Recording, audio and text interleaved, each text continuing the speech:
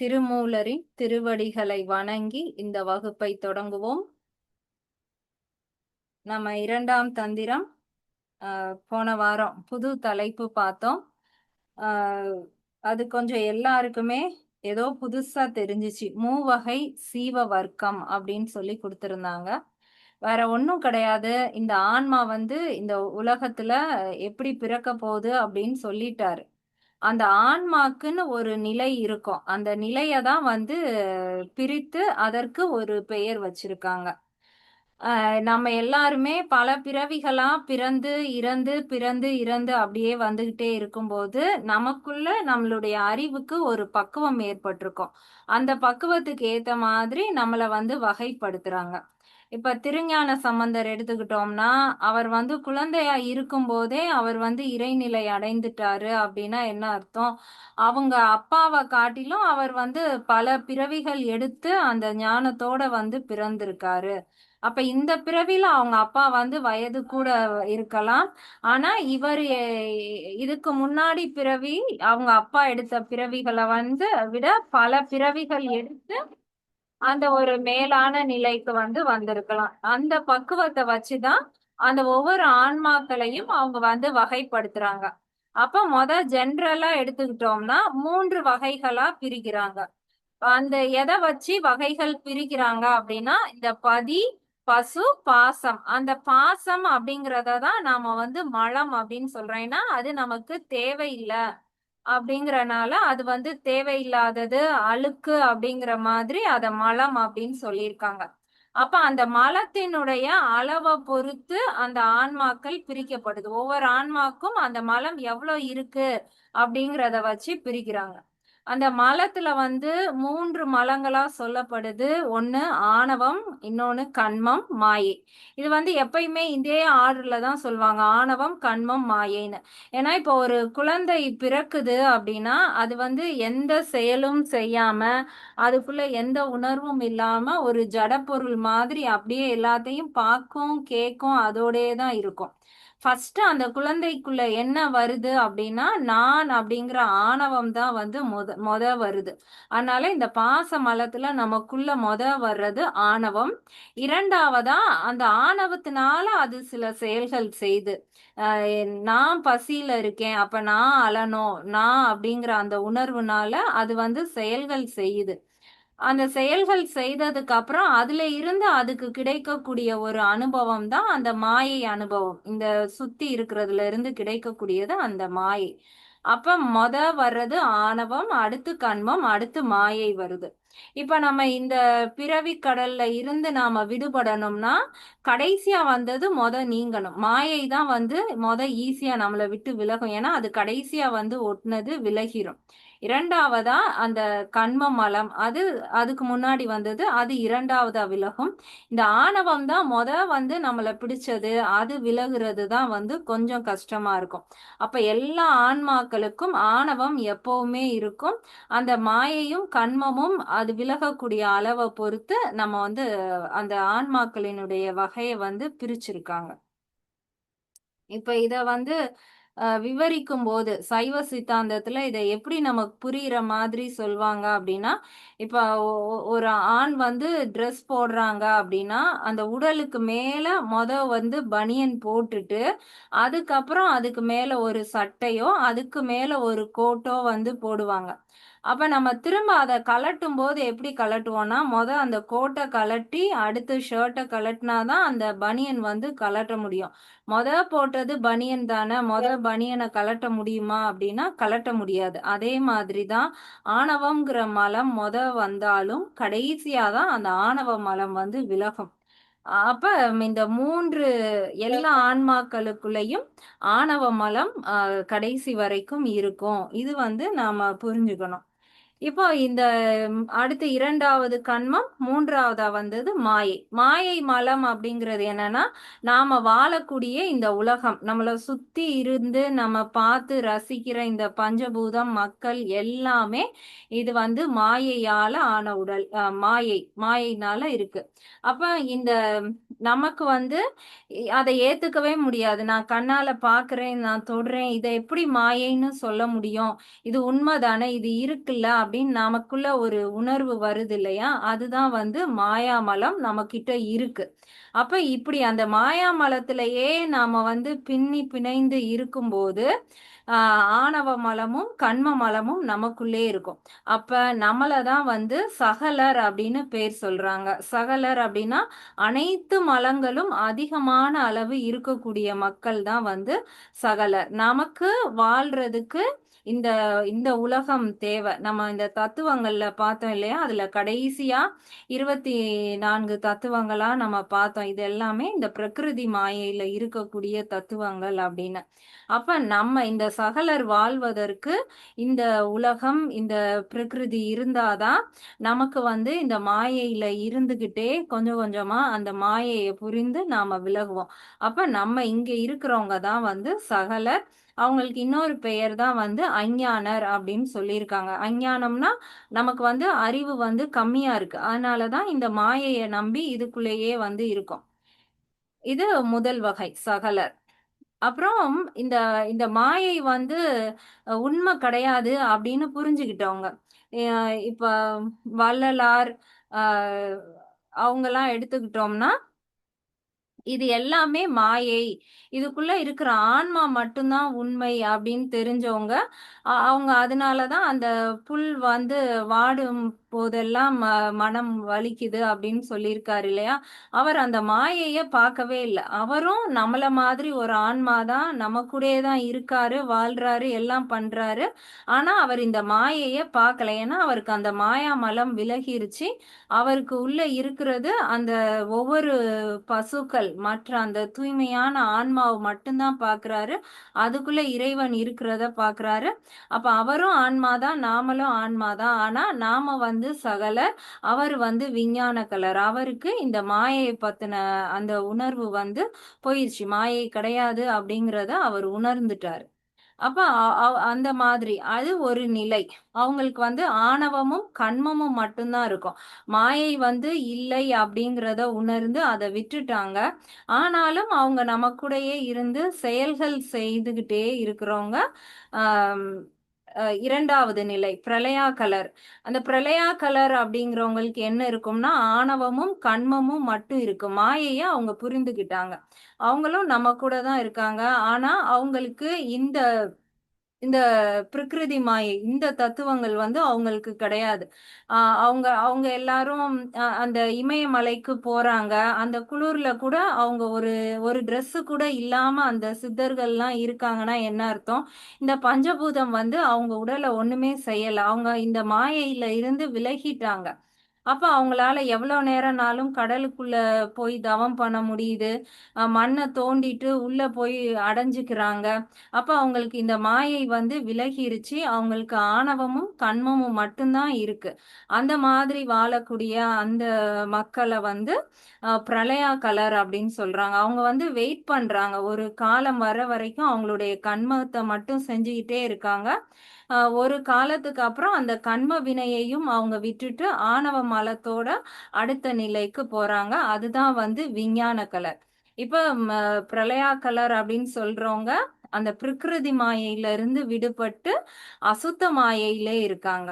இந்த விஞ்ஞான கலர்னு வர்றவங்களுக்கு அந்த கன்ம வினை கூட கிடையாது. அவங்க ஒரு செயல்களும் செய்ய வேண்டியதே இல்லை. அப்படியே அந்த இறைநிலையோட கலந்து விடுவது போல இருக்கக்கூடியவங்க வந்து அடுத்த நிலை மக்கள். அவங்க தான் விஞ்ஞான கலர் அப்படின்னு சொல்லி மக்களை 3 நிலைகளா பிரித்தாங்க. எல்லாருக்குள்ளேயும் ஆணவம் வந்துகிட்டே இருக்கு. விஞ்ஞான கலர் ஆணவம், பிரளயா கலர் ஆணவம் கண்மம், சகலர் ஆணவம் கண்மம் மாயை. எல்லாருக்குள்ளேயும் ஆணவம் வருது. ஆனா அந்த ஆணவத்துக்குன்னு ஒரு ஒரு தன்மை இருக்கு.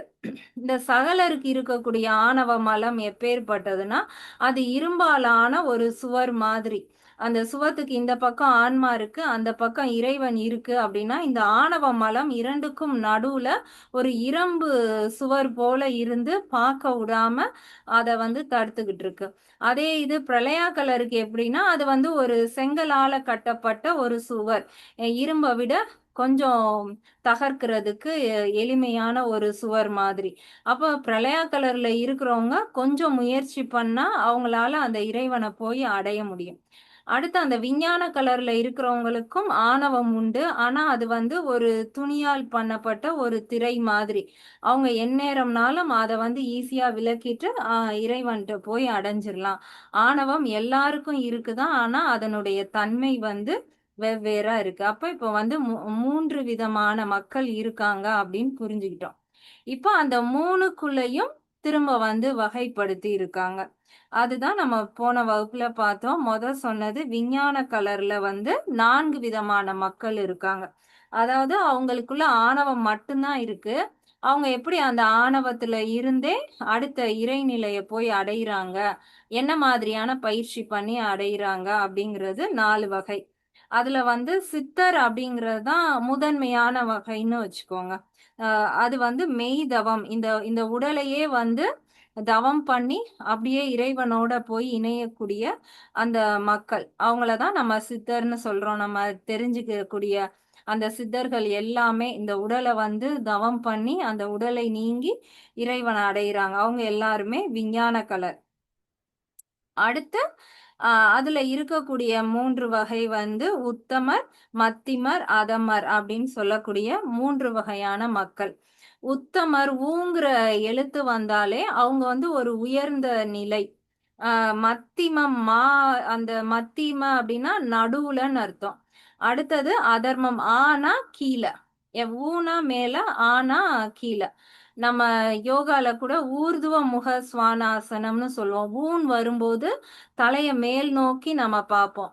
அதோ முகன் வரும்போது கீழ் நோக்கி, வரும்போது கீழ் நோக்கி பார்ப்போம். அப்ப இந்த உத்தமர், மத்திமர், அத்தமர் அப்படின்னா 3 வகையான மக்கள். உத்தமர் அப்படிங்கிறவங்க அப்ப கொஞ்சம் இருக்கிறதுலே உயர்ந்தவங்க போல. மத்திமர் அப்படிங்கிறவங்க மீடியம். அதமர் அப்படிங்கிறவங்க அதுலயே கொஞ்சம் கிரேடு குறைந்த மாதிரி. ஆணவ மலம் மட்டும்தான் இருக்கு. ஆனா அது வந்து ரொம்ப அதாவது உயர்ந்த நிலை. அவங்க வந்து வேகமா அந்த ஆணவ மலத்தை நீக்கிட்டு இறைவன்கிட்ட போய் அடையிறவங்க உயர்ந்த நிலையில இருக்காங்க உத்தமர். அவங்கள விட கொஞ்சம் ஆணவ மலம் அதிகமா இருக்கு. அவங்க இன்னும் கொஞ்சம் எஃபர்ட் எடுத்து இறைவனை அடையணும் அப்படிங்கிறவங்க அதுக்கு கீழே மத்திமரா இருக்காங்க. ஆணவ மலம் அதிகமாவே இருக்கு, ரொம்ப முயற்சி பண்ணணும் அப்படிங்கிறவங்க அதமர். அவங்க வந்து அதுக்கும் கீழே இருக்காங்க. அப்ப அந்த உத்தமர் அப்படிங்கிறவங்க என்ன பண்றாங்க அப்படின்னா 7 கோடி மந்திரங்கள் ஜெபிக்கிறது, அதை செய்யறவங்க தான் உத்தமர். அவங்களுக்கு இன்னொரு பெயரும் கொடுத்திருந்தாங்க, மந்திர நாயக்கர் அப்படின்னு.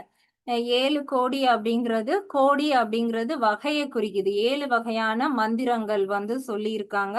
அந்த மந்திரங்களை சொல்லி இறைவனை போய் அடையிறாங்க, அவங்க உத்தமர். அடுத்து மத்திமருக்கு 8 விதமான ஞானங்கள், சிவபெருமானுடைய ஞான நிலை 8 நிலைகள் சொல்லி இருந்தாங்க. அந்த ஞானத்தை கொண்டு சிவனை அடையக்கூடியவங்கள மத்திமர் அப்படின்னு சொல்லியிருந்தாங்க. அதமர் அப்படிங்கிறவங்க ரிஷிகள். அவங்க தான் எந்நேரமும் யாகம் பண்ணி பூஜை பண்ணி இறைவனை போய் அடையிற மாதிரி இருப்பாங்க. அப்ப விஞ்ஞான கலருக்குள்ள 4 வகையான மக்கள் இருக்காங்க. முதல் வகை சித்தர், அதுக்கப்புறம் உத்தமர், மத்திமர், அதமர் அப்படின்னு சொல்லி விஞ்ஞான கலர்ல 4 பேர் பிரிச்சுட்டாங்க. இவங்களுக்கு இந்த நம்ம வாழக்கூடிய இந்த உலகம் வந்து அவங்களுக்கு தெரியாது. அந்த உலகத்தை அவங்க அந்த மாய மலத்தை விலக்கிட்டாங்க, அதை உணர்ந்து அதை கடந்துட்டாங்க. கண்மமும் கிடையாது அவங்களுக்கு. வந்து எந்த செயலுமே அவங்களுக்கு நல்வினை தீவினை, இந்த வினைக்காக அவங்க இன்னொருக்க பிறக்கணும், அந்த வினைகளும் அவங்களுக்கு கிடையாது. மறுபிறவியும் கிடையாது. அவங்க அதையும் கடந்துட்டாங்க. அவங்க தான் வந்து விஞ்ஞான கலர், ஆணவம் மட்டும் இருக்கிறவங்க. அடுத்த பாடல்ல இதே மாதிரி பிரளயா கலரை பிரிச்சிருந்தாங்க. பிரளயா கலர் அப்படிங்கிறவங்க அவங்களுக்கு ஆணவமும் கண்மமும் இருக்கும். ஆனா இந்த பிரளய காலம் ஒரு ஒரு அழிவு ஏற்படும் போது, இல்ல அவங்களுக்கு அந்த கடைசி நிலை அந்த சாகக்கூடிய அந்த தருணத்துல வரும்போது, அவங்க கன்மத்தை எல்லாம் விட்டுட்டு அவங்களால விஞ்ஞான கலரா மாற முடியும். அந்த மாதிரி ஒரு இடைப்பட்ட நிலையில இருக்கிறவங்க தான் வந்து பிரளயா கலர். அவங்களையும் இதே மாதிரி 3ஆ பிரிக்கிறாங்க. அவங்களுக்குள்ள இருக்கக்கூடிய ஆணவம், கன்மத்தினுடைய நிலைய பொறுத்து 3 தரமா மக்கள பிரிக்கிறாங்க. அபக்குவர், பரமுத்தர், அபரமுத்தர். இதுலயும் பரமுத்தர் அப்படின்னா, அப்படிங்கிறவங்க ரொம்ப மேல இருக்கக்கூடியவங்க. அபரமுத்தர் அப்படிங்கிறவங்க ரொம்ப கீழ இருக்கிறவங்க. அபக்குவர் அப்படிங்கிறவங்க 2க்கும் நடுவா இருக்காங்க. இப்ப இந்த அபரமுத்தர் அப்படிங்கிறவங்க நம்ம கூட கிடையாது. இவங்களுக்கு மாயாமலம் கிடையாது இல்லையா? அப்ப இவங்களுக்கு இந்த வினைகள்லாம் இருக்காது. அபரமுத்தர் அப்படின்னு சொல்லக்கூடியவங்க வந்து இந்த நம்ம ஐந்தொழில் செய்யக்கூடிய பிரம்மா, விஷ்ணு, உருத்திரன், மகேஸ்வரன், சதாசிவன் அப்படின்னு பார்த்தோம் இல்லையா? அந்த மாதிரி அவங்க வந்து ஒரு உயர்ந்த நிலை மக்களா வந்து கருதப்படுறாங்க.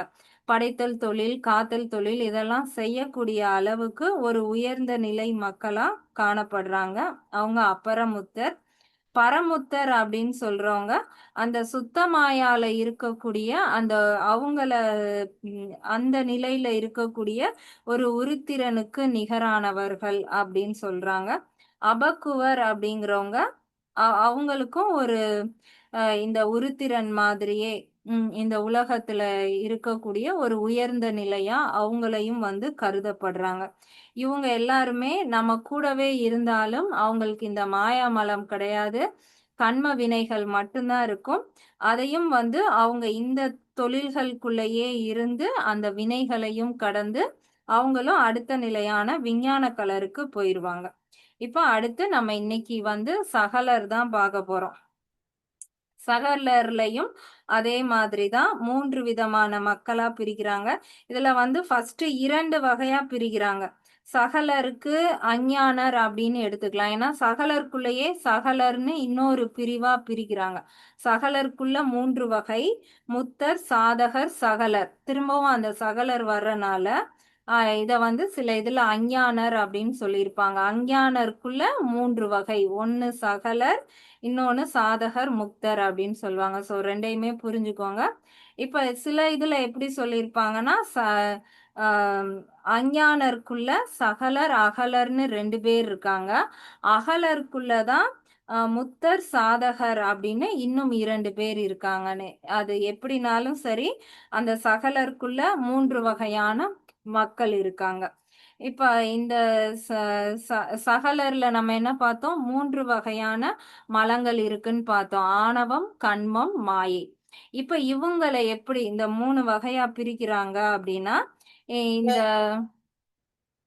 முக்தர் அப்படிங்கிறவங்க வந்து இந்த எல்லா மலங்களும் இருந்தாலும் அவங்க கொஞ்சம் உயர்ந்த நிலை. அவங்க நினைத்தா அடுத்து அந்த பிரளயா கலருக்கு வந்து ப்ரொமோட் ஆகி போயிடலான்னு வச்சுக்கோங்க. அந்த அளவுக்கு இந்த ஆணவம், கன்மம், மாயை எல்லாத்தையும் உணர்ந்த நிலையில இருப்பாங்க. ஆனா அவங்களுக்கும் இந்த மாயை எல்லாமே இருக்கும். ஆனா எந்நேரம்னாலும் அந்த மாயையை விட்டுறலாம் அப்படிங்கிற ஒரு பக்குவத்துக்கு போயிருப்பாங்க. அடுத்து இந்த சாதகர் அப்படின்னு சொல்றவங்க, சாதகம்னா சில செயல்கள் செய்றவங்க. நம்மள மாதிரி வச்சுக்கோங்க. நமக்கு வந்து இப்ப இந்த புக்கெல்லாம் திருமந்திரம்லாம் படிக்கிறோம், உணர்றோம், இறைவன் இருக்காரு, எல்லாமே நாமளும் படிக்கிறோம், செய்றோம். ஆனாலும் மாயைய விட்டுட்டு நம்மளால வர முடியல. இந்த 1 மணி நேரம் கிளாஸ்ல வேணா நம்ம வந்து இது எல்லாத்தையும் ஏத்துக்கிறோம். கிளாஸ் முடிஞ்ச உடனே பழையபடி என் வீடு, என் பிள்ளைங்க அப்படின்ட்டு நாம திரும்ப அந்த மாயைக்குள்ளே போயிடுறோம். இதுலயும் இருக்கும், அதுலயும் இருக்கும். இந்த மாதிரி இருக்கும். அப்ப இதுக்கு நம்ம இன்னும் கொஞ்சம் முயற்சி பண்ணாதான் முழுமையா நம்ம வந்து இதுக்கு முன்னாடி இருக்காங்க இல்லையா? அந்த முத்தருடைய நிலைக்கு நம்ம போக முடியும். அது வரைக்கும் நாம தான் வந்து இந்த சாதகர். அந்த மாயையும் விட முடியாம, சரி ஏதாவது ஒரு பயிற்சி பண்ணி, ஒரு மூச்சு பயிற்சி ஏதாவது ஒண்ணு செஞ்சிட மாட்டோமான்ட்டு முயற்சி பண்ணிட்டு இருக்கோம் இல்லையா? நாம வந்து சாதகர். அடுத்த நிலையில இருக்கிறவங்க தான் சகலர். அவங்க வந்து எதையுமே தெரிஞ்சுக்கிறதுக்கும் இன்ட்ரெஸ்ட் எடுத்துக்க மாட்டாங்க. நம்ம போய் இப்படி ஒரு பாசம் இப்படியெல்லாம் ஒண்ணு இருக்கு அப்படின்னு சொன்னாலும் அவங்களுக்கு புரியாது. அதை எதையுமே கண்டுக்க மாட்டாங்க. இந்த உலகம் மட்டும்தான் உண்மை. நம்ம பார்க்கிறது மட்டும்தான். இத மட்டும் அனுபவிச்சா போதும் அப்படின்னு ரொம்ப சாதாரணமா இருக்கக்கூடியவங்க தான் சகலர். அப்ப அந்த சகலர் தான் என்ன பண்ணுவாங்க, மீண்டும் மீண்டும் பிறவி எடுத்துக்கிட்டே வந்து, ஏதாவது ஒரு பிறவில அவங்களுக்கு அந்த பக்குவம் வரும்போது, அவங்களும் நம்மள மாதிரி சாதகரா மாறுவாங்க. இப்ப நம்ம வீட்டிலேயே நம்ம ஹஸ்பண்ட் இருக்கலாம், இல்ல ஒய்ஃப் இருக்கலாம். அவங்களுக்கு நம்ம எவ்வளவுதான் இத பத்தி சொன்னாலும், அவங்க வந்து நம்ப மாட்டாங்க. இதெல்லாம் வேஸ்ட்டு அப்படிங்கிற மாதிரி சொல்லுவாங்க. ஏன்னா, அவங்க வந்து சகலரா இருக்காங்க. அவங்க பல பிறவி எடுத்த பிறகுதான், அவங்க சாதகரா வரும்போது தான், இத தெரிஞ்சுக்கணும்னு ஆர்வம் வரும். ஏதாவது பயிற்சி பண்ணணும்னு ஆர்வம் வரும். அப்புறம் அந்த சாதகர்ல இருந்து முத்தர் ஆவாங்க. முத்தர் ஆன பிறகு அவங்க அடுத்த நிலையா பிரளயா கலருக்கு போவாங்க. இந்த மாதிரி நம்ம எப்படி ஸ்கூலுக்கு போனா, ஒவ்வொரு கிளாஸா நம்ம ப்ரொமோட் ஆகி போறோமோ, அதே மாதிரி தான் ஒரு 10 நிலைகளா மக்கள வந்து பிரிச்சு வச்சிருக்காங்க. விஞ்ஞான கலர் அவங்களுக்குள்ள 4 வகை, பிரளயா கலர் அவங்களுக்குள்ள 3 வகை, அடுத்து அஞ்ஞானர் அல்லது சகலர் அவங்களுக்குள்ள 3 வகை அப்படின்னு சொல்லி 10 விதமா மக்கள பிரிச்சிருக்காங்க. சகலர்ல இருந்து. இப்ப நம்ம வந்து சகலர்ல இருந்து கொஞ்சம் கடந்து அந்த சாதகரா வந்திருக்கோம். ஏதாவது ஒரு பயிற்சி பண்ணி நாமளும் இந்த மாயைய விட்டு வந்துர மாட்டோமா? அப்படிங்கிற மாதிரி அந்த 2வது நிலைக்கு வந்திருக்கோம். இன்னும் நாமளும் அப்படியே ஒவ்வொரு இதா முயற்சி பண்ணி போகலாம். இவ்வளவுதான். இதத்தான் வந்து அந்த வார்த்தைகள் நமக்கு வந்து புதுசா இருக்கு. இன்னொன்னு நமக்கு ஏன் இது வந்து போன கிளாஸ் அட்டெண்ட் பண்ணிட்டு இது அந்த அளவுக்கு ஒண்ணுமே புரியலையேன்னு தோணுதுன்னா, யாரு அப்ப இப்ப நம்ம ஸ்கூல் போறோம்னா ஹெச்எம்னு ஒருத்தவங்க இருந்து நமக்கு ஒரு மார்க் போட்டு ஏதோ கிரேட் பிரிச்சு ப்ரொமோட் பண்றாங்க அப்படின்னா, இது யாரு வந்து இதெல்லாம் பார்க்குறா? எப்படி இவங்க பிரிக்கிறாங்க? அப்படின்னு அது நமக்கு வந்து ஒரு புரியாத மாதிரி இருக்கு. ஆனா, நம்மளுடைய அறிவுக்கு அது அவ்வளவுதான் புரிஞ்சிருக்கு.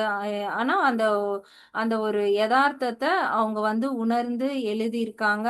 அந்த மக்களுக்கு சைவத்துல வந்து இந்த மாதிரி பெயர் குடுத்து, அத நம்மள புரிய வைக்கவும் முயற்சி செய்திருக்காங்க. கொஞ்சம் சிரமப்பட்டு நாமளும் அத வந்து புரிஞ்சுக்கலாம். இப்ப இன்றைக்கான பாடல் பார்க்கலாம். 496வது பாடல். பெத்தத்த சித்தொடு பேண்முத்தச் சித்து அது ஒத்திட்டு இரண்டிடையூடு உற்றார் சித்துமாய் மத்தது மும்மலம் வாட்டுகை மாட்டாதார் சத்தத்து அமிழ்ந்து சகலத்து உளாரே. இப்ப நம்ம ஜென்ரலா பார்த்தோம் இல்லையா? அதத்தான் வந்து இனி ஒவ்வொரு பாடல்கள்லயும் வந்து விவரிச்சு சொல்லியிருக்காங்க. இப்ப நம்ம இதுக்கு முன்னாடி கடைசி பாடல்ல அந்த 495ல அந்த 2வது வகைன்னு சொல்லி பிரளயா கலர பார்த்துட்டு கடைசி வரியில முரண்சேர் சகலத்தார் மும்மலம் சகலத்தாருக்கு 3 மலங்கள் இருக்கு அப்படின்னு சொல்லி முடிச்சிருந்தாரு. அந்த சகலரை பத்தி அடுத்த தொடர்ச்சியா இந்த பாடல் வந்து கொடுத்திருக்காரு. பெத்தத்த சிவத்தோடு பேன் முத்து சித்து அது. ஆஹ் பெத்தத்த சித்தோடு அப்படின்னா சித்து அப்படிங்கிறது ஞானம். பெத்தத்த சித்தோடுனா அந்த ஞானத்தை தரக்கூடிய ஞானமானது ஒரு உயர்ந்த ஞானமா அந்த ஞானத்தை வந்து சொல்றாங்க. பேன் முத்த சித்து அது. அத அந்த ஞானத்தை தரக்கூடிய நம்ம இப்ப இந்த சகலர்ல பார்த்தோம் இல்லையா? வரக்கூடியவங்க முத்தர், அடுத்து சாதகர், சகலர். அந்த முக்தரை தான் சொல்லியிருக்காங்க. நம்மள மாதிரி அவங்களும் சகலரா இருந்தவங்கள் தான். அவங்களுக்கு வந்து ஞானம் கிடைக்கும்போது அவங்க இந்த சகலருக்குள்ளேயே கொஞ்சம் உயர்ந்த நிலை ஞான நிலைக்கு போயிடுறாங்க. அவங்க தான் முத்த சித்து அது அப்படின்னு சொல்லியிருக்காங்க. அவங்க வந்து ஒரு முத்தர் ஆயிடுறாங்க. நம்மள மாதிரி இருக்கக்கூடியவங்க தான் திடீர்னு ஒரு சில ஞானிகளோட போய் பார்க்கும்போது அவங்களுக்குள்ள ஒரு மாற்றம் வந்துரும். அவ்வளோ நாள் வரைக்கும் இறைவனை நம்பாதவங்க, சயின்ஸை மட்டுமே நம்புறேன் அப்படின்னு இருந்தவங்க எல்லாம் ஏதோ ஒண்ணு இருக்கு அப்படின்னு சொல்லி அவங்கள அறியாம அந்த ஒரு ஞானம் வந்து மாறிடுறாங்க. அப்படி மாறக்கூடியவங்க தான் அந்த முத்தரா மாறுறாங்க. ஒத்திட்டு இரண்டிடை யூடு உற்றார் சித்துமாய். அப்படி இல்லாம அந்த ஞானம் அவங்களுக்கு ஓரளவு வந்துருச்சு. அந்த முத்தருக்கு வந்து முழுமையான ஞானம் யார் மூலமாகவோ புகுத்தப்பட்டு அவங்க வந்து அடுத்த நிலைக்கு போறாங்க. அப்படி இல்லாம அவங்களுக்கு அந்த ஞானமும் இருக்கு, கிரியையும் இருக்கு. 2 இடைன்னு சொல்லியிருக்காங்க இல்லையா? 2 வந்து ஞானம், கிரியை. ஞானமும் இருக்கும். ஆனா இந்த மாயை விட்டு போக முடியாதபடி செயல்களையும் செய்துகிட்டு இருப்பாங்க. மாயையில ஞானத்துல ஒரு கால், கிரியையில ஒரு கால்னு வச்சுட்டு அந்த முத்தர் மாதிரி மேலையும் போக முடியாம கீழே இறங்க முடியாம 2லயும் நடுவுல இருக்கிறவங்க ஊடு உற்றார் அந்த மா ஞானம், கிரியை 2லயுமே பயிற்சி பண்ணிட்டு இருக்கிறவங்க சித்துமாய் அவங்களதான் வந்து அந்த சாதகர் அப்படின்னு சொல்லக்கூடிய அப்படி இருக்காங்க. மம்மது மும்மலம் வாட்டுகை மாட்டாதார். அப்படி மத்தது மும்மலம் அப்படி இல்லாம இந்த 3 மலம் ஆணவம், கன்மம், மாயை இந்த 3யுமே முழுமையா நம்பிட்டு அதுலயே இருக்கக்கூடியவங்க. அந்த சகலர்னு கடைசி நிலையா பார்த்தோம் இல்லையா? அவங்கதான் மத்தது மும்மலம் வாட்டுகை மாட்டாதார். அவங்கதான் அப்படி இருக்காங்க. சத்தத்து அமிழ்ந்து சகலத்து உள்ளாரே. அவங்களுக்கான பெயர் தான் வந்து சகலர். அவங்க அதிலே தான் இருப்பாங்க. பல பிறவிகள் அவங்க இன்னும் எடுத்து அந்த சகலர்ல இருந்து சாதகரா மாறுவாங்க. சாதகர் தான் அடுத்து வந்து அந்த முதல் நிலை அந்த அந்த சித்தரா அந்த இதுக்கு மாறுவாங்க. முத்தர் நிலைக்கு மாறுவாங்க அப்படின்னு சொல்லியிருக்காரு. சகலர்ல இருக்கக்கூடிய அந்த 3 வகையான மக்களை வந்து சொல்லியிருக்காரு. இருக்கக்கூடிய அந்த முத்தர் அப்படிங்கிறவங்களுக்கு ஏதோ ஒரு விதத்துல ஞானம் தானாகவே கிடைக்கப்பெற்று அவங்க அடுத்த நிலைக்கு உயரம் செய்வாங்க. அப்புறம் அந்த ஞானமும் சரிவர கிடைக்காம கிரியையிலையும் முழுமையா இருக்க முடியாம ஞானம், கிரியை 2லயும் இருக்கிறவங்க அந்த இடைப்பட்ட சாதகரா இருப்பாங்க. எதுவுமே தெரிஞ்சுக்காம ஆணவம், கன்மம், மாயைங்கிற 3 மலத்திலையுமே கலந்தே இருப்பவர்கள் வந்து சகலரா இருப்பாங்க. அவங்க அடுத்த நிலை வருவதற்கு அவங்களுக்கு இன்னும் சில பிறவிகள் வந்து தேவைப்படும். 497வது பாடல். சிவமாகி ஐவகை திண்மலம் செற்றோர் அவம் ஆகச் சித்தர் முத்தாந்து தத்து வாழ்வார் பவம் ஆன தீர்வோர் பசு பாசம் அற்றோர் நவம் ஆன தத்துவம் நாடிக்கொண்டாரே. சிவமாகி அப்படின்னா அந்த சிவனை போய் அடையிறதுக்கு அந்த பயிற்சி செய்யறதுக்கு சிவத்தை எப்படியாவது அடைவறதுக்கு ஐவகை திண்மலம் 5 வகையான மலங்கள். இவ்வளோ நேரம் 3 மலம் ஆணவம், கன்மம், மாயைன்னு 3ஏ பார்த்துக்கிட்டு இருந்தோம். இந்த இடத்துல திடீர்னு ஐவகை திண்மலம் அப்படின்னு 5 வகைன்னு கொடுத்துட்டாங்களே, எப்படி 3 மலம் 5 மலமா ஆச்சு அப்படின்னு நமக்கு ஒரு சந்தேகம் வரும். சில இடங்கள்ல 5 மலங்களா பிரிச்சிருப்பாங்க. ஆனா மலங்கள் மொத்தம் 3 தான். ஆணவம், கன்மம், மாயை தான். அந்த மாயைய வந்து இன்னும் கொஞ்சம் விவரிச்சு சொல்லும்போது அத மாயை, மாயேயம், திரோதாயி அப்படின்னு சொல்லி 3ஆ பிரிச்சிருவாங்க.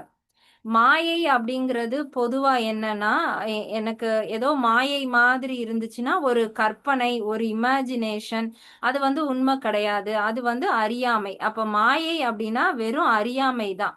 இப்ப இந்த உலகம், நம்ம பார்க்கக்கூடிய இந்த பொருட்கள் இது எல்லாமே மாயைன்னு சொல்றோம். ஆனா அதை நல்லா உணர்ந்து பார்த்தோம்னா நம்மளுடைய அறியாமை வந்து அங்க இருக்கு.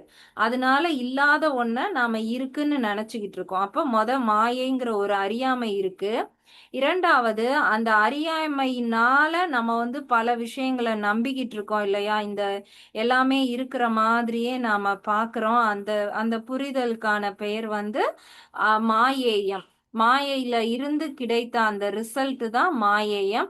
பொதுவா நம்ம எல்லாத்தையும் சேர்த்து மாயைன்னு சொல்லிடுறோம். ஆனா மாயை அப்படிங்கிறது அறியாமை. மாயேயம் அப்படிங்கிறது அந்த அறியாமையினால் கிடைக்கப்பட்ட அந்த விளைவுகள், அது மாயேயம். ஏன் நமக்கு இந்த மாயை, மாயேயம் இது 2மே நமக்கு தெரியல அப்படின்னா ஏதோ ஒண்ணு நம்மள மறைச்சிருக்கு, கண்ணை மறைச்ச மாதிரி இருக்குன்னு சொல்றோம் இல்லையா? அப்ப ஏதோ ஒரு சக்தி வந்து மறைச்சிருக்கு. அது எந்த வேற சக்தி கிடையாது, சிவபெருமானுடைய சக்தி தான். இப்போதைக்கு இத மறைச்சு வைப்போம். அவனுக்கு அந்த பக்குவம் வரும்போது கொஞ்சம் கொஞ்சமா நம்ம அந்த மறைத்தலை நீக்கி அவனுக்கு வந்து காட்டலாம் அப்படின்னு சொல்லி ஒரு சக்தி வந்து மறைச்சிருக்கு. அப்ப அந்த மறைக்கப்பட்டதுக்கு பெயர் தான் வந்து திரோதாயி அப்படின்னு சொல்லக்கூடியது.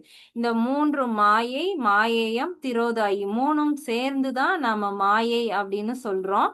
சில இடங்கள்ல 5ன்னு பிரிக்கும்போது ஆணவம், கன்மம், மாயை, மாயேயம், திரோதாயி அப்படின்னு 5ஆ பிரிச்சிருவாங்க. ஸோ எல்லாமே ஒண்ணுதான். திரோதாயிங்கிறது ஏன் நமக்கு இது மாயை மாயைன்னே நாம உணர மாட்டேங்கிறோம் அப்படின்னா, நமக்குள்ள ஒரு திரை மூடப்பட்டிருக்கு. அந்த அந்த ஆற்றலுக்கு பேரு தான் திரோதாயி. எப்ப நம்ம மாய மலத்தை விலக்குறோம் அப்படின்னு நம்ம இதுக்கு முன்னாடி பார்த்தோம் இல்லையா? சகலர்ல கொஞ்சம் கொஞ்சமா அந்த மாயை மலம் விலகும் அப்படின்னா, அந்த திரோதாயி மறைக்கப்பட்ட ஆற்றல் விலகுறனால நமக்கு அந்த மாயையும் விலகி அறியாமை போய் நாம வந்து அடுத்த நிலை பிரளயாக்கலருக்கு ஆணவம் கண்மத்தோட போவோம். அந்த இதுதான் வந்து இந்த இடத்துல 5 வகை திண்மலம் பெற்றோர் அப்படின்னு சொல்லியிருக்காங்க. அப்ப நம்ம போய் சிவத்தை அடையணும்னா இந்த 5 மலங்களையும் வெல்லணும். வென்றாதான் செற்றோர் அப்படின்னா அதை தகர்த்துட்டு போகணும். இந்த 5 வகையான மலங்களையும் வென்றால்தான் சிவத்தை போய் நாம் அடைய முடியும். அவமாக சித்தர் முத்தா தாந்தத்து வாழ்வார். அவமாக அப்படின்னா அத அத வந்து வீணாக்காத, நமக்கு இந்த பிறவி கொடுத்துருக்காங்க அப்படின்னா அத வந்து இந்த மாயை மாயத்துல இருந்து நாம வந்து வீணாக்காம சித்தர் முத்தாந்தத்து வாழ்வார். வீடு பேற்று அடைகிறது. முத்தாந்தத்து அப்படிங்கிறது வீடு பேற்று பேரதான். நம்ம வந்து அந்த இறைவனை போய் அந்த முக்தி நிலைக்கு அடைந்து நாம வாழ வேண்டும் அப்படின்னா பவமான தீர்வோர் பசு பாசம் அற்றோர். இந்த பசு பாசம் அப்படிங்கிற தன்மைகள் எல்லாத்தையும் இருந்து நாம நீங்கி நின்றால் மட்டும்தான் நம்ம வந்து அந்த இறைவனை பதிய போய் அடைய முடியும். அப்படி அடைந்தவங்க என்ன பண்ணுவாங்களாம்? நவமான தத்துவம் நாடிக்கொண்டாரே. நவமான அப்படின்னா 9 வகையான தத்துவங்கள். நம்ம இதுக்கு முன்னாடி பார்த்த தத்துவங்களை தான் வந்து திரும்பவும் சொல்லியிருக்காங்க. அந்த 9 வகையான தத்துவங்களை கடந்தாதான் நாம போய் அடைய முடியும். நம்ம எப்படி பார்த்தோம்?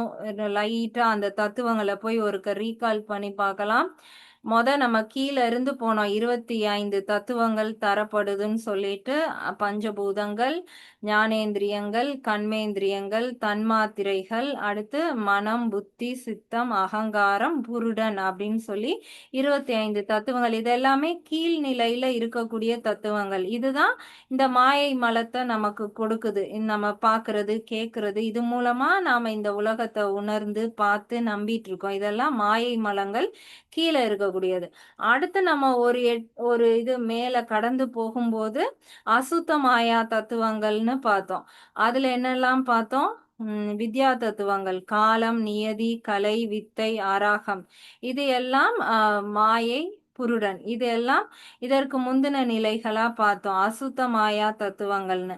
இதையும் கடந்தோம்னா இன்னும் அதுக்கு மேலான நிலைக்கு போனோம். அந்த இடத்துல என்ன பார்த்தோம்? நாதம், விந்து, சுத்த வித்தை, சாதாக்கியம், ஈசத்துவம்னு 5 பார்த்தோம். இதுதான் வந்து சுத்த மாயா தத்துவங்கள்னு பார்த்தோம். இந்த தத்துவங்கள் எதுல இருந்து வந்துச்சு? நம்ம இதுல இருந்து தான் 1ன்னு கணக்கெடுத்து 36 தத்துவங்கள் பார்த்தோம். அப்ப இந்த தத்துவங்களும் வர்றதுக்கு முன்னாடி அங்க என்ன இருந்துச்சு? அங்க வந்து ஒரே ஒரு ஆற்றல். அதுல இருந்து 2 பிரிந்துச்சு. 1 சிவம், 1 சக்தி. அதுக்குள்ள இருந்ததுதான் நாதம், விந்து, ஒளியும் ஒளியும் அதுக்குள்ள இருந்துச்சு. அதுக்கப்புறம் இந்த ஒளியும் ஒளியும்ல இருந்து வந்ததுதான் பிரம்மா, விஷ்ணு, உருத்திரன், மகேஸ்வரன், சதாசிவன் அப்படின்னு சொல்லக்கூடிய இந்த 9 தான் வந்து இங்க சொல்லக்கூடிய அந்த நவ தத்துவங்கள். நவ ஆன தத்துவம் அப்படின்னு சொல்றது என்னென்னது? சிவம், சக்தி, நாதம், விந்து, பிரம்மா, விஷ்ணு, மகேஸ்வரன், உருத்திரன், மகேஸ்வரன், சதாசிவன். இந்த 9 தத்துவங்கள் தான் வந்து அதுல இருந்துதான் எல்லாமே தோன்றுச்சு. அந்த தத்துவங்கள் எல்லாத்தையும் கடந்து நாம போய் அடைகிறது தான் சிவநிலை. அப்ப இந்த சகலரா இருக்கிறவங்க எல்லாம் இப்படியே கடந்து நம்ம போகும்போது இன்னும் இவ்வளவு தத்துவங்களையும் கடந்து போய் தான் நாம இறைவனை அடைய போறோம். சிவனாகி ஐவகை திண்மலம் செற்றோர். சிவமாகிய பரம்பொருளை அடைவதற்கு இந்த 5 வகையான மலங்களையும் வென்று அவமாக சித்தார் முத்தாந்து வாழ்வர். நமக்கு கிடைக்கப்பட்ட இந்த பிறவியை வீணாக்காது சித்து நிலை பெற்று அந்த முக்தி நிலைக்கு வாழ விரும்புபவர் பவமான தீர்வோர் பசு பாசம் அற்றோர். இந்த பசு பாசம் தன்மைகளை நீங்கி அதன்படி வாழ்பவர்களால தான் அடுத்த நிலைக்கு உயர முடியும். நவமான தத்துவம் நாடிக்கொண்டாரே, அப்படி போகக்கூடிய மக்கள் தான் இந்த 9 விதமான தத்துவங்களையும் நீங்கப்பற்று அந்த மேலான சிவத்தை வந்து நாடி செல்வார்கள். 498வது பாடல். விஞ்ஞானர் ஆணவ கேவலம் மேவுவோர் விஞ்ஞானம் மாயையில் தங்கும் இருமலர் அஞ்ஞானர் அச்சகலத்தர் சகலராம் விஞ்ஞானர் ஆதிகள் ஒன்பான் வேறு உயிர்களே. இப்ப இதுலயும் திரும்ப அந்த 3 வகையான மக்கள் அவங்களுக்கு உள்ள இருக்கக்கூடிய 3 வகை தான் சொல்றாங்க. இப்ப நம்ம வந்து மொத்தம் 10 வகையான மக்கள் பார்த்துட்டோம். விஞ்ஞான கலருக்குள்ள 4 பேர் பார்த்தோம். பிரளயா கலர்ல 3, சகலர்ல 3. இந்த விஞ்ஞான கலர்ல அந்த சித்தர் அப்படின்னு சொல்லக்கூடிய அவர் தான் இருக்கிறதுலே மேலான நிலை, மெய்தவம் எய்தி இறைவனை அடைந்தவங்க.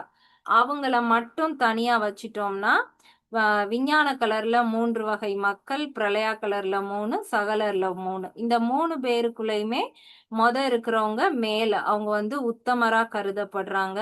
நடுவுல உள்ளவங்க மத்திமர், கீழே உள்ளவங்க அதமர். 3லயுமே அதே மாதிரி தான். இந்த மலங்களுக்குள்ள அவங்க வந்து 3 நிலைகளா பிரிக்கிறாங்க. ஆக மொத்தம் 9 பேர் இருக்காங்க. 9வருக்குள்ளயும் 3 நிலைகள் இருக்கு. அததான் இந்த பாடல்ல சொல்லியிருக்காரு. விஞ்ஞானர் ஆணவ கேவலம் மேவுவோர்.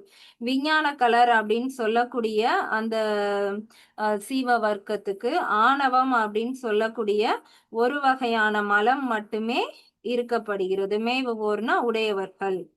விஞ்ஞானம் மாயையில் தங்கும் இருமலர். அந்த விஞ்ஞான மலர்லயே அந்த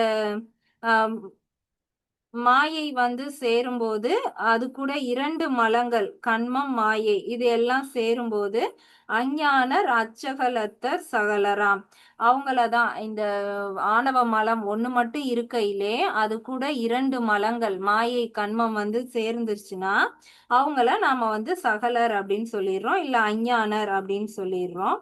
விஞ்ஞானர் ஆதிகள் ஒன்பான் வேறு உயிர்களே.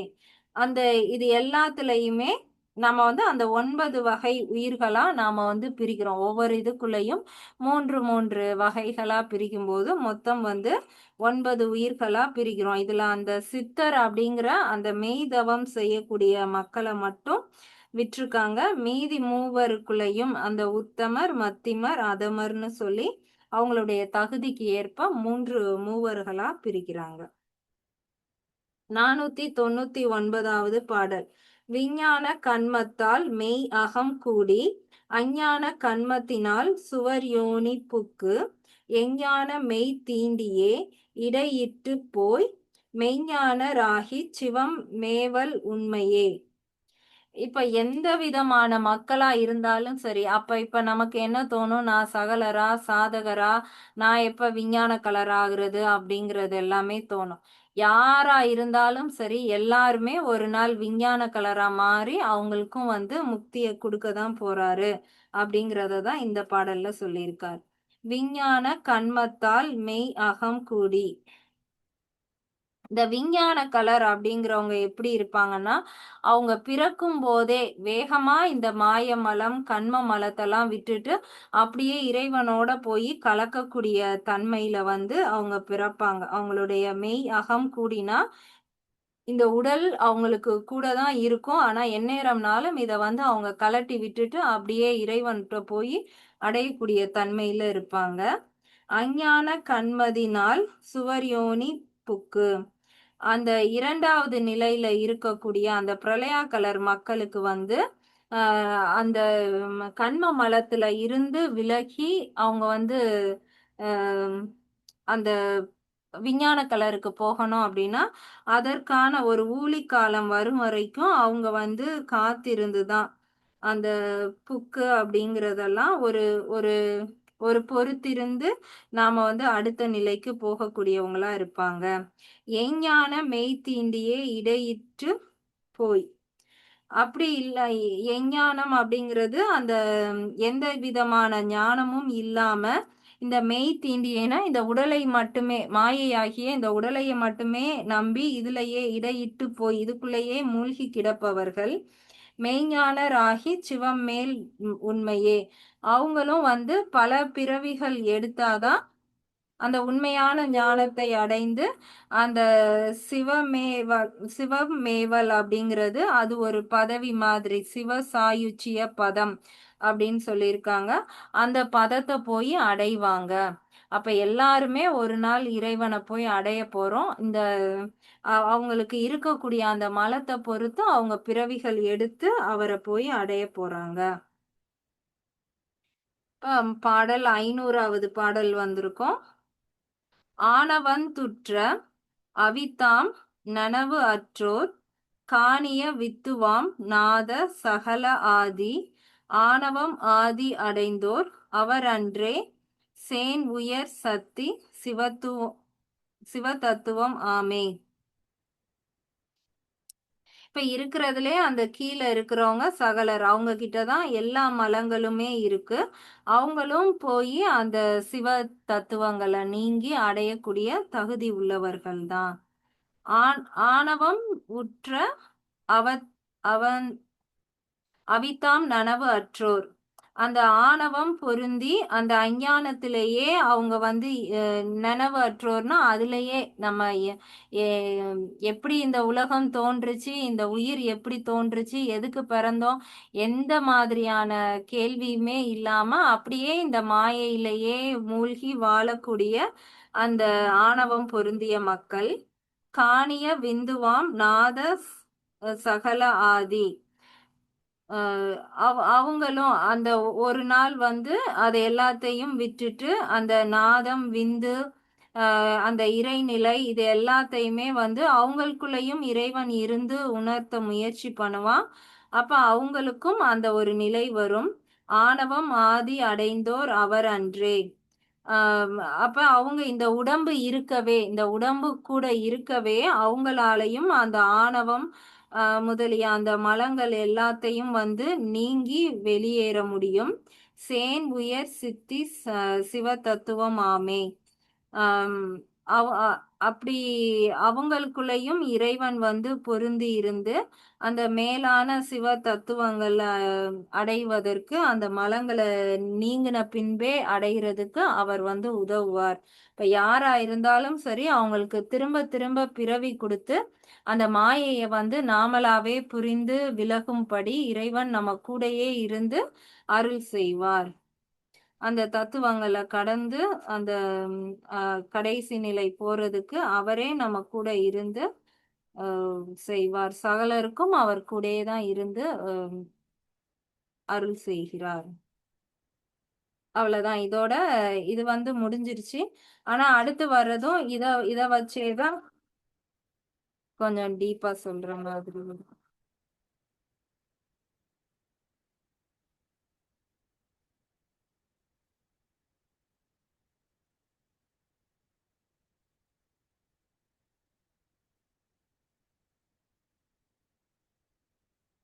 ஏதும் சந்தேகம் இருந்தா கேட்கலாம்.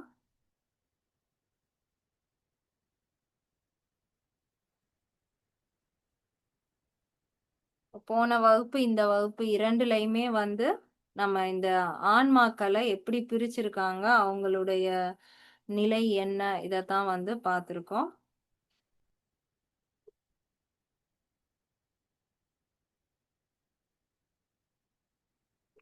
சந்தேகம் எதுவும் இல்லைன்னா நம்ம கிளாஸை முடிச்சுக்கலாம்.